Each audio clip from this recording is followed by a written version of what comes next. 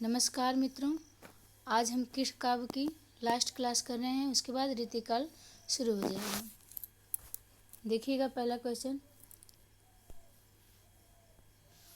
निम्नलिखित में से अष्टछाप के अंतर्गत न पढ़ने वाले कवि का नाम। कुंभन दास, नंददास, सुंदरदास या परमानंद दास। तो ये सुंदरदास हैं। व्याख्या देखिएगा, सुंदरदास पुष्टि मार्गी कृष्ण भक्त का कवियों के समूह अष्टछाप के कवि न होकर भक्ति काल के निर्गुण संत काव्यधारा के कवि हैं।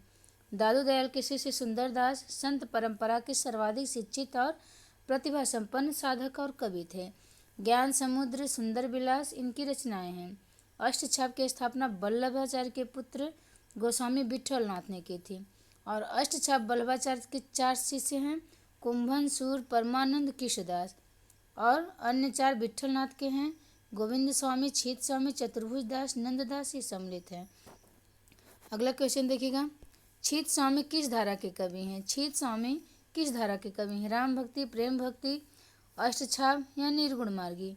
तो ये अष्टछाप के कवि हैं। व्याख्या देखिएगा, छीत स्वामी कृष्ण भक्ति से संबंधित अष्टछाप धारा के कवि हैं।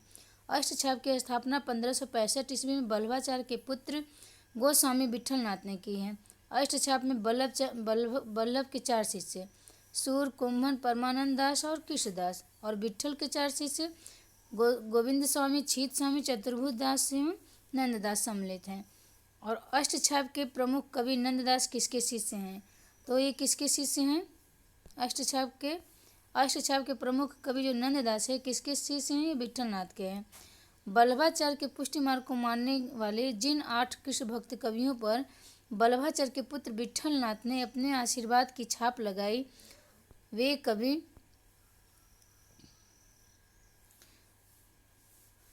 अष्टछाप के नाम से जाने गए।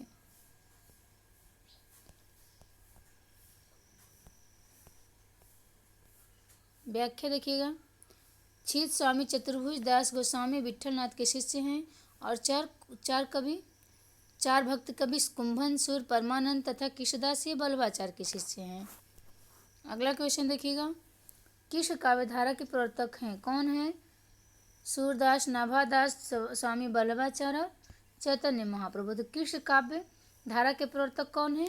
स्वामी वल्लभाचार्य। ये यूपी टीजीटी 2005 में आया हुआ क्वेश्चन है। देखिएगा व्याख्या, कृष्ण काव्य धारा के प्रवर्तक स्वामी वल्लभाचार्य हैं। इनके भक्ति मार्ग को पुष्टि मार्ग कहा जाता है। वल्लभाचार्य के पुष्टि मार्ग को मानने वाले 8 कृष्ण भक्त कवियों के समूह अष्टछाप की स्थापना 1565 ईस्वी में गोविंद विट्ठलनाथ ने की है। सूरदास अष्टछाप के प्रमुख कवि हैं। और चैतन्य महाप्रभु कृष्ण भक्ति संप्रदाय के नाम से गौड़ी संप्रदाय है। अगला क्वेश्चन देखिएगा, सूरदास जब अपने प्रिय विषय का वर्णन शुरू करते हैं तो मानो अलंकार शास्त्र हाथ जोड़कर उनके पीछे दौड़ा करता है और उपमाओं की बाढ़ आ जाती है, रूपकों की वर्षा होने लगती है। ये उपयुक्त कथन किस आलोचक का है। हजारी प्रसाद, नंद दुलारे, रामचंद्र और हरबंस लाल। तो ये किसका है। ये हजारी प्रसाद द्विवेदी का है। ये कथन किसका है। ये हजारी प्रसाद द्विवेदी का। तो इसमें देखिए कैसे हम याद करेंगे कि जब सूरदास जब अपने प्रिय विषय का वर्णन शुरू करते हैं तो मानो अलंकार शास्त्र हाथ जोड़कर उनके पीछे दौड़ा करते हैं। तो अलंकार, जिसके पास हजारों अलंकार रहेंगे उसके पीछे हजारों लोग दौड़ेंगे उनके पीछे। तो ये अलंकार हजारों रहेंगे तो हजारी प्रसाद द्विवेदी। व्याख्या देखिए, नहीं अगला देखिएगा इनका व्याख्या, सूरदास जब अपने प्रिय विषय का वर्णन शुरू करते हैं तो मानो अलंकार शास्त्र हाथ जोड़कर उनके पीछे दौड़ा करता है और उपमाओं की बाढ़ आती है, रूपकों की वर्षा होने लगती है। आचार्य हजारी प्रसाद द्विवेदी का है।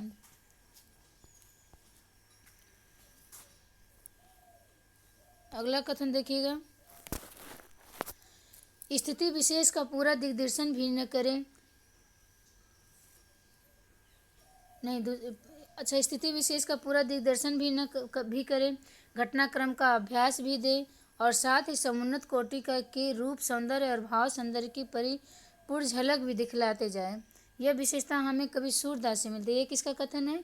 तो यह नंद दुलारे वाजपेयी का है। ये कथन नंद दुलारे वाजपेयी का है। अगला देखिएगा, वात्सल्य रस और श्रृंगार के क्षेत्र में जितना अधिक उद्घाटन सूर्य ने अपने बंद आँखों से किया उतना किसी और कवि ने नहीं किया। इन क्षेत्रों का कोना कोना वे झाके। तो किसका है? ये आचार्य रामचंद्र शुक्ल जी का है। अगला क्वेश्चन देखिएगा, सूरदास को पुष्टि मार्ग जहाज किसने कहा है? वल्लभाचार्य, गोकुलनाथ, हित हरिवंश और विट्ठलनाथ। तो सूरदास को पुष्टि मार्ग का जहाज विट्ठलनाथ ने कहा है। व्याख्या देखिएगा, सूरदास को पुष्टि मार्ग का जहाज विट्ठलनाथ ने कहा है। सूरदास की मृत्यु पर विट्ठलनाथ का कथन दृष्टव्य है। पुष्टि मार्ग को जहाज जात है, जाए कछु लेनो हो से लोए लेऊ। अगला क्वेश्चन है, इनमें से कौन सी रचना नंददास की नहीं है? मान मंजरी, अनेकार्थ मंजरी, दान लीला, रूप मंजरी। तो इसमें से दान लीला इनकी नहीं है। व्याख्या देखिएगा, दान लीला नंददास की रचना नहीं है। दान लीला चतुर्भुज दास और रसखान की रचना है। नंददास की अन्य रचनाएं रास पंचाध्याय, सिद्धांत पंचाध्याय, अनेकार्थ मंजरी, रूप मंजरी, विरह मंजरी, भंवर गीत, गोवर्धन लीला, श्याम सगाई, रुक्मिणी मंगल।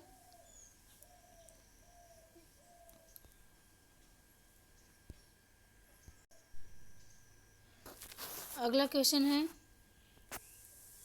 विट्ठलनाथ ने वल्लभाचार्य संप्रदाय में किस तरह की पूजा पद्धति का समावेश किया था? बालकृष्ण की उपासना, राधा स्तुति, युगलोपासना या कांता भाव की उपासना।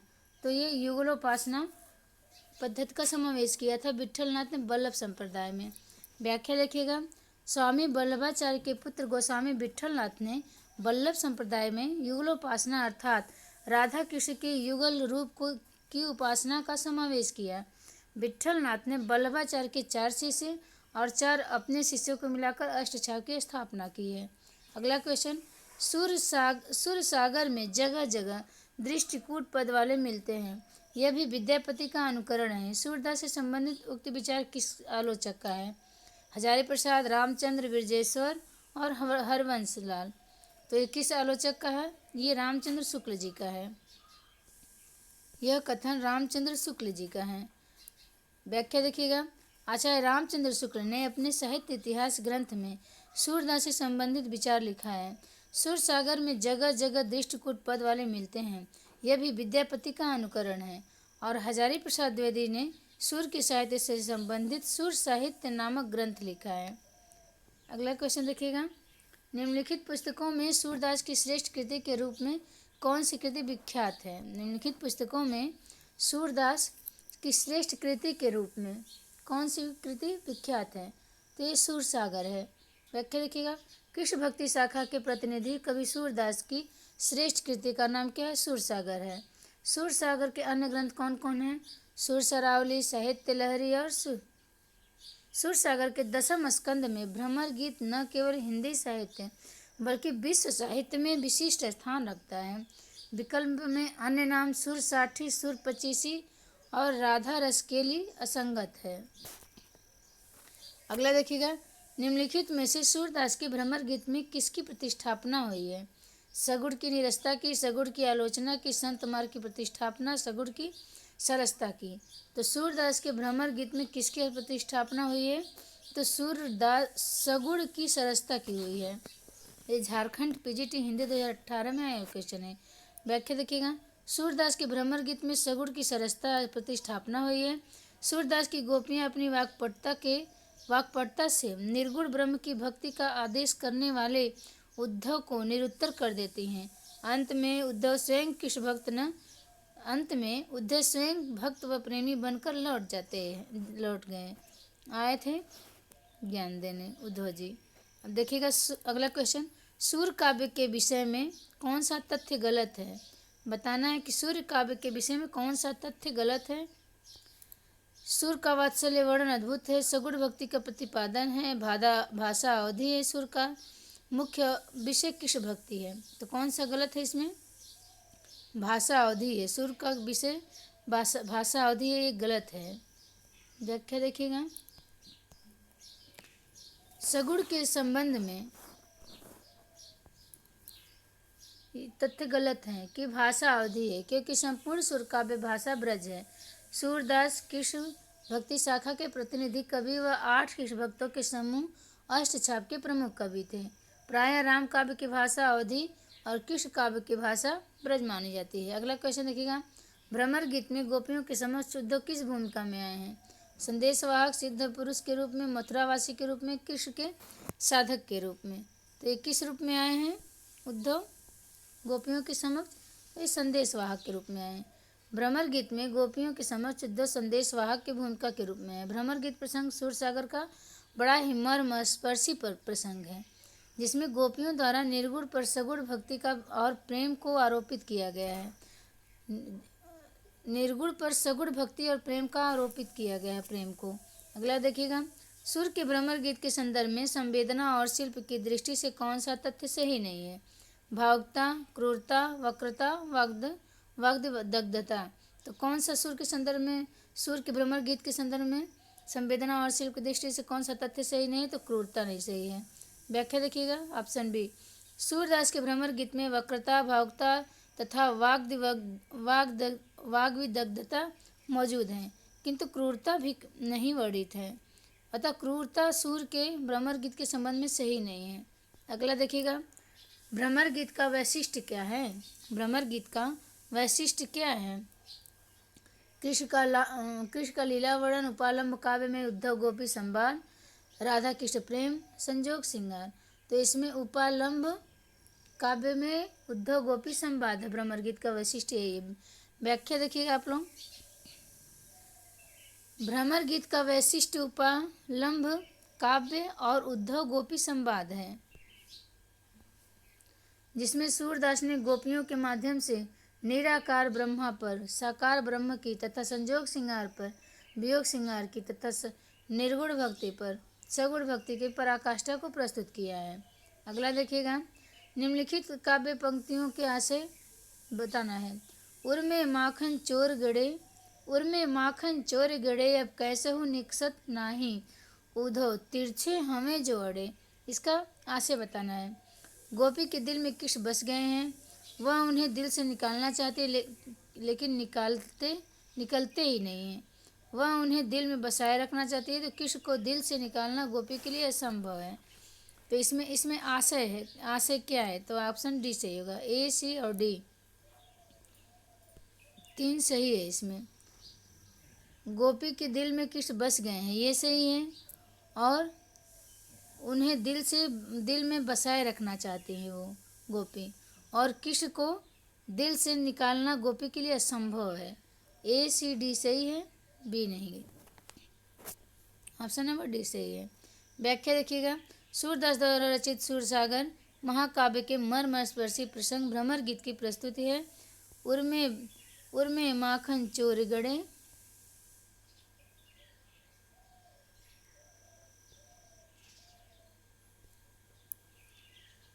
अब कैसे हूँ निकसत नाही, उधो तिरछे हमें जोड़े। आशय है कि गोपी के दिल में कृष्ण बस गए हैं, वे उन्हें दिल में बसाए रखना चाहती हैं, और कृष्ण को दिल से निकालना गोपी के लिए असंभव है। मीरा के पदों में मुख्य है, क्या मुख्य है? अपूर्व भाव विह्वलता, रहस्य अनुभूति, आत्मसमर्पण, भगवत विरह की पीड़ा की उत्कंठ अभिव्यक्ति। तो इसमें मीराबाई के पदों में मुख्य क्या है ये बताना है। तो ऑप्शन नंबर इसमें बी सही होगा। ये अपूर्व भाव विह्वलता है, अपूर्व भाव विह्वलता ये हैं,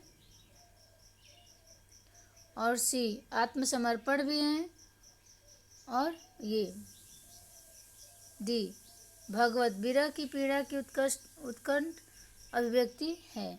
अपूर्व भाव विह्वलता है, आत्मसमर्पण है, बी वाला नहीं है, रहस्यानुभूति मुख्य नहीं है, मुख्य रूप से पूछा गया है। देखिएगा व्याख्या, मीराबाई के पदों में अपूर्व भाव विह्वलता, आत्मसमर्पण, भगवत विरह की पीड़ा की उत्कट अभिव्यक्ति मुख्य है, जबकि मीरा के पदों में रहस्यानुभूति को स्थान नहीं मिला है। अगला देखिएगा, निम्नलिखित में श्रेष्ठ शब्द में से एक नहीं है कवि। वल्लभाचार्य, विद्यापति, स्वामी हरिदास और कृष्णदास। तो इसमें नहीं देना चाहिए था। निम्नलिखित में श्रेष्ठ शब्द के कवि एक कवि हैं, तो इसमें तो वल्लभाचार्य और स्वामी विट्ठलनाथ और कृष्णदास हैं, सिर्फ विद्यापति नहीं है। तो ऑप्शन नंबर सी सही होगा। व्याख्या देखिएगा, वल्लभाचार्य के पुत्र विट्ठलनाथ ने अष्टछाप की स्थापना किया है। अष्टछाप में 8 कवि, इसमें 4 वल्लभाचार्य के और 4 विट्ठलनाथ के शिष्य हैं। वल्लभाचार्य के शिष्य कुंभनदास, सूरदास, परमानंद, कृष्णदास हैं, और विट्ठलनाथ के शिष्य दास छीत स्वामी चतुर्भुज दास गोविंद स्वामी हैं। अगला देखिएगा, कृष्ण काव्य का अधिकांश साहित्य मुख्यतः किस भाषा का है? तो कृष्ण काव्य का अधिकांश साहित्य किस भाषा का है? ये ब्रज, कृष्ण ब्रज के हैं तो ब्रज भाषा ही रहेगा कृष्ण काव्य का। व्याख्या देखिएगा, कृष्ण काव्य का अधिकांश साहित्य मुख्यतः ब्रज भाषा में है, जबकि अवधि अधिकांश प्रयोग राम भक्ति शाखा के कवियों ने किया है। खड़ी बोली का प्रयोग आधुनिक में हुआ है। खड़ी बोली को प्रतिष्ठित करने का श्रेय द्विवेदी जी, महावीर प्रसाद द्विवेदी जी को है। अगला देखिएगा, अगला क्या है, मानुष होने पर रसखान ने कहाँ बसने की इच्छा व्यक्त की है? तो गोकुल गांव में, मथुरा में, नदी किनारे, जंगल में। तो साफ ही दिख रहा है कि गोकुल में इनकी पंक्तियां भी है। मनुष्य होने पर रसखान ने गोकुल के गांव में बसने की इच्छा व्यक्त की है। था देखिए इनकी पंक्तियां, मानुष हो तो वही रस खाने बसो ब्रज, गोकुल गांव के ग्वारन, जो पशु हो तो कहाँ बस मेरो चरो नित, नंदक धेनु मझारन। ये रसखान के अन्य भक्त थे। रसखान किस के अन्य भक्त थे? अगला देखिएगा, सूरदास की अधिकतर रचनाएं किस भाषा में हैं? सूरदास की अधिकतर रचनाएं अवधी, ब्रज, अपभ्रंश, भोजपुरी थी ब्रज में है। सूरदास की अधिकतर रचनाएं लगभग संपूर्ण काव्य ब्रज में है। सूरदास के प्रमुख ग्रंथ सूरसागर, सुरसरावली, साहित्य लहरी हैं। सूरसागर किस भाषा में लिखा गया है? सूरसागर किस भाषा में लिखा गया है? तो ये ब्रज में ही लिखा गया है। सूरसागर की रचना ब्रज भाषा में हुई है। सूरसागर के रचनाकार सूरदास हैं। सूरदास वल्लभाचार्य के शिष्य थे। इनकी प्रमुख रचनाएं सुरसरावली और साहित्य लहरी है। नंद ब्रज लीजे ठोक के बजाय, पंक्ति किस कवि की है? नंद ब्रज लीजे ठोक के बजाय। सूरदास, कृष्णदास, नंददास, परमानंद दास। तो ये सूरदास की है। नंद ब्रज लीजे ठोक के बजाय पंक्ति के रचनाकार सूरदास जी हैं। सूरदास की प्रमुख 3 रचनाएं सूरदास, सुरसरावली, साहित्य लहरी। और सुदामा चरित किसकी रचना है? घनानंद, रसखान, कृष्णदास, नरोत्तम दास। सुदामा चरित किसकी है? तो सुदामा चरित नरोत्तम दास की हैं। सुदामा चरित के रचनाकार नरोत्तम जी हैं, जबकि कृष्णदास ने जुगल चरित की तथा रसखान ने सुजान रसखान की और घनानंद ने सुजान सागर की रचना की है। अगला देखिएगा, राधा कृष्ण के प्रेम को लेकर कृष्ण भक्ति का जो काव्य धारा चले, राधा कृष्ण के प्रेम को लेकर जो कृष्ण भक्ति की काव्य धारा चली, उसमें लीला पक्ष अर्थात वाह्यार्थ विधान की प्रधानता रही। यह कथन हिंदी साहित्य किस इतिहासकार की है?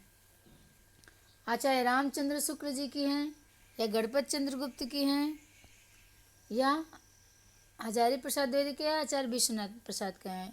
तो ये किसकी है? रामचंद्र शुक्ल की है। व्याख्या देखिएगा, आचार्य रामचंद्र शुक्ल कृष्ण भक्ति के संदर्भ में लिखते हैं कि राधा कृष्ण के प्रेम को लेकर कृष्ण भक्ति की जो धारा चली, उसमें लीला पक्ष अर्थात ब्रह्म बाह्यार्थ विधान की प्रधानता रही है।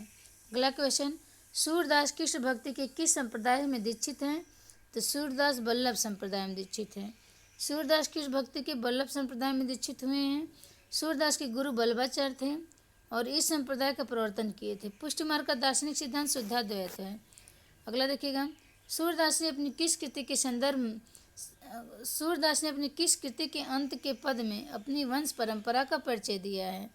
तो ये साहित्य लहरी है। कृष्ण भक्ति शाखा के प्रतिनिधि कवि सूरदास ने अपने ग्रंथ साहित्य लहरी में अपने वंश परंपरा का परिचय दिया है और उनके अनुसार सूरदास चंद्रवरदायी वंश की परंपरा में आते हैं। सूरदास के प्रमुख ग्रंथ सुरसागर, सुरसरावली, साहित्य लहरी है।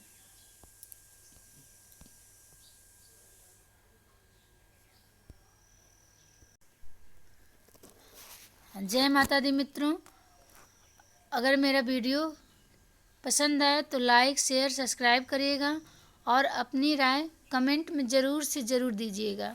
जय माता दी।